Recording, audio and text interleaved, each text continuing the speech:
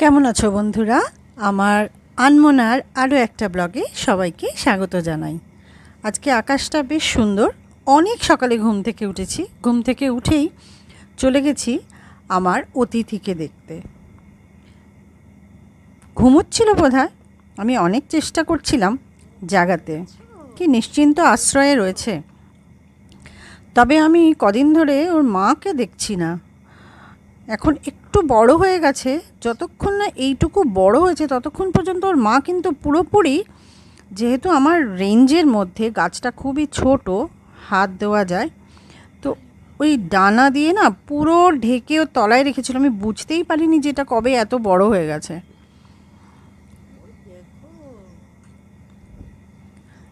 এবার একটা খাঁচার ব্যবস্থা করতে হবে, কারণ যখনই উঠতে শিখবে তখন তো পড়ে যাবে, আর পড়ে গেলেই তো বেড়ালে বা ভামে 12টা বাজিয়ে ছেড়ে দেবে। দেখা যাক।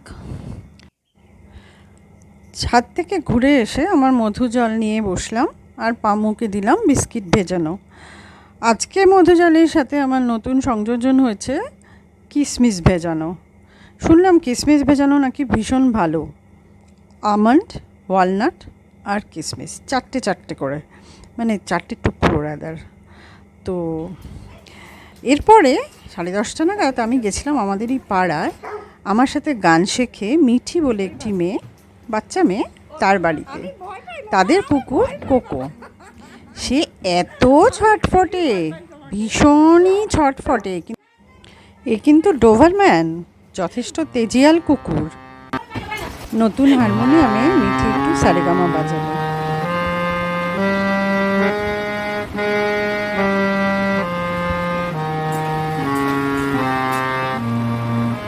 ও মা, এই যে দেখি বৃষ্টি শুরু হয়ে গেল।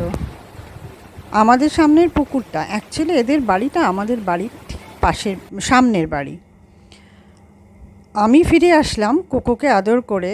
এবার পাম্মুর শুরু হলো আমাকে, আমার গন্ধ শোকা, আমার গায়ে কিসের গন্ধ সেটা ওকে আবিষ্কার করতেই হবে। আমি শুধু বসতে দেরি, পাম্মি সারাক্ষণ আমাকে শুঁকে গেল যে তুমি কাকে আদর করে এলে, কার গায়ের গন্ধ তোমার কাছে। এটাই হলো ওর মুশকিলে, মানে ভীষণ একটা সমস্যার কারণ হয়ে দাঁড়ালো। অবস্থা দেখুন, সোফায় উঠবে তার জন্য 10বার চিন্তা করতে হয়, এত অলস হয়েছে এটা। অবশেষে অনেক গন্ধ শোকাশুকির পর কিছুটা নিশ্চিন্ত হলো যে যাকগে মা কাউকে না কাউকে তো আদর করেইছে, হোক মায়ের পাশে তবু বসা যায় আর কি। হ্যাঁ, আরেকটা জিনিস আপনাদের সাথে শেয়ার করছি, সেটা হলো এইমাত্র বাবুর বউ আমাকে এরকম 5টা বিস্কিট দিয়েছে। এগুলোকে, এটা এটা নানঘাটাই বলে, আর এটা একটু সল্টি। আর এটা কীরকম খেতে আমি জানি না। এই দুটো বিস্কিট আমি খেয়েছি, খেয়ে প্রচণ্ড ভালো খেতে। তাই জন্যই আপনাদের সাথে আরও বেশি করে শেয়ার করছি। যে মিঠির কথা বলি না আমি, মানে এক্ষুনি যার বাড়িতে গেছিলাম আর কি, তো মিঠির বাবা বাবু অর্থাৎ সুন্দরম, ওর বানানো এই বিস্কিটসগুলো বাড়িতে বানানো।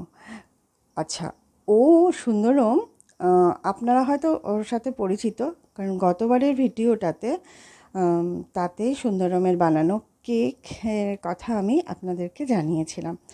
তো ও হচ্ছে বেকারি স্পেশালিস্ট, তো সেই জন্য অসাধারণ ও কেক বানায়, বিস্কিটস বানায়। বাবু এবং জয়ন্তী দুজনকেই থ্যাঙ্কস। এবার দেখাই আমার গণেশের কালেকশন। আজকে গণেশ চতুর্থী, আমি তো পুজো টুজো করি না, সেটা নিশ্চয়ই এতদিনে বুঝেই গেছেন। তো আমার বাড়িতে প্রচুর রকমের গণেশ আছে। এটা আমার হাজব্যান্ডের এবং আমাদের দুজনেরই শখে। যেখানেই বেড়াতে গেছি, যে মেলাতে গেছি, সেখান থেকেই নানা ধরনের গণেশ আমরা কিনে এনেছি। এবং আমার বাড়িতে প্রায় 100র বেশি ধরনের গণেশ আছে। আমার কাজের দিদি বলছিল যে আজকে গণেশ চতুর্থীতে তুমি একটু গণেশ পুজো করলে পারতে। আমি কাকে করব, এতগুলো গণেশের মধ্যে কাকে করব না। থাক, কাউকেই করতে হবে না, সবাই জানে যে আমি ভালোবাসি বলেই না এদেরকে নিয়ে এসে বাড়িতে রেখেছি। যাই হোক, এই হলো আমার গণেশের কালেকশন।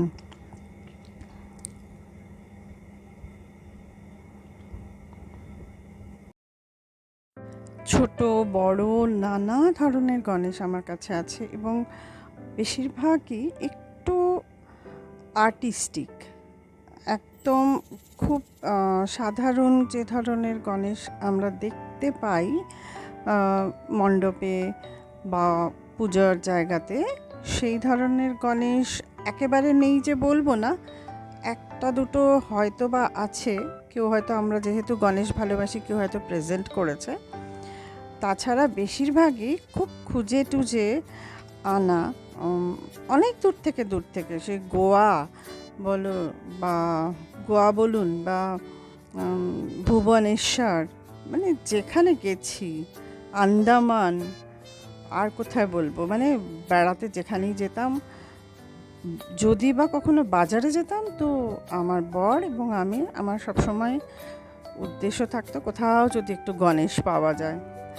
তো এই করে করে নানা রকমের গণেশ, পাথরের, পেপার মোল্ডের, কাঠের, মেটালের, তারপর মাটির, সব রকমের গণেশই আছে।